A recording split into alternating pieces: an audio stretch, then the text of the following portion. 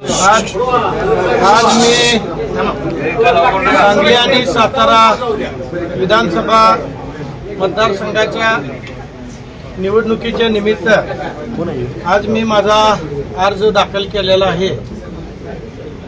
मला वाटतं मी माझे नेते स्वर्गीय अनिल भाऊ यांचा समवेत गेले 30 ते 32 वर्ष मला वाटतं या राजकारणामध्ये आणि समाजकारणामध्ये काम करत आहे।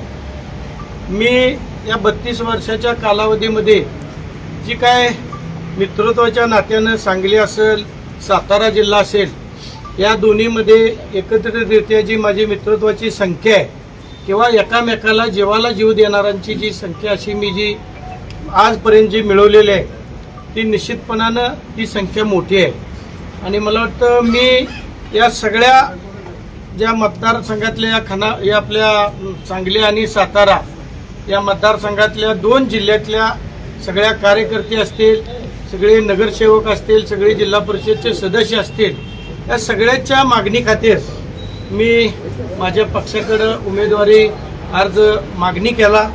मला वाटतं मी माझे नेते आमदार सुहास भैया आणि या सांगलीचे पालकत्व घेतलेले मंत्री शंभूराजे देसाई ही सगळीजण जाऊन आम्ही एकनाथ शिंदे साहेबांकडे उमेदवारी मागितलेली आहे आणि शिवसेनेच्या वतीनं मी आज माझा इथं मला वाटतं अर्ज दाखल केलेला आहे।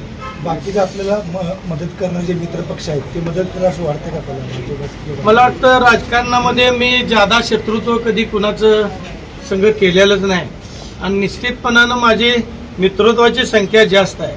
त्यामुळं मी निश्चितपणानं मला जी सगळ्या पक्षाची लोक आहेत ती मदत करतील अशी मी निश्चितपणाने अपेक्षा बाळगतो। पण महायुतीकडून अद्याप या जागेवरचा निर्णय अजून जाहीर झालेला नाही। भाजपचा या ठिकाणी जागेवर दावा आहे असं असताना तुम्ही त्या महायुतीतला पक्ष असताना उमेदवारी अर्ज भरता? नाही, दावा ही सगळी करतात, आम्ही दावा करतोय। आमची संख्या 120 पर्यंत आहे दोन्ही जिल्ह्यामध्ये। आता जो काय पक्ष निर्णय घेतील, आमचे पक्षाचे नेते आहेत एकनाथरावजी शिंदे साहेब, ते जे निर्णय घेतील ते आम्ही पुढं चालू।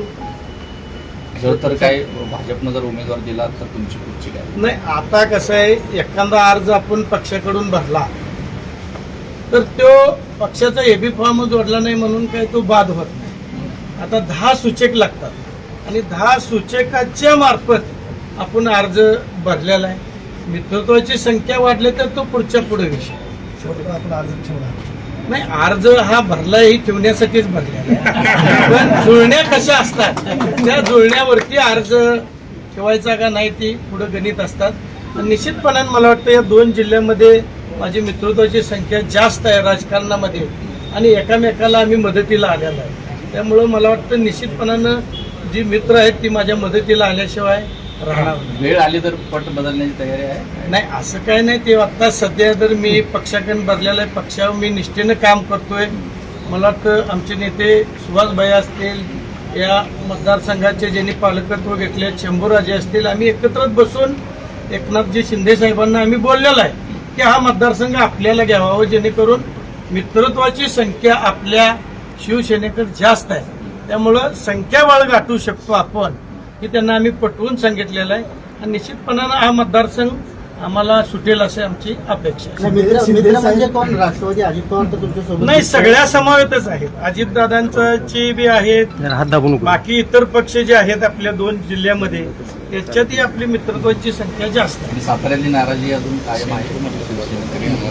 आता तो विषय वरच्या लेव्हलला बसून होईल। शिवसेनेत नाराजी आहे, राष्ट्रवादीत आहे, पण वरची लेव्हलला काय निर्णय होईल त्या निर्णयाला बांधील राहून आपण पुढं काम करू। आपल्यासाठी अमिषानं घेतलं असं नाही, आता ते वरच्या लेव्हलला असते। आम्ही ज्या वेळेला त्यांना भेटलो ते तिथून दिल्लीला गेले, पण जे काय ते फायनल हायकमांड जो निर्णय घेईल त्या निर्णयाप्रमाणे चालेल। थँक्यू.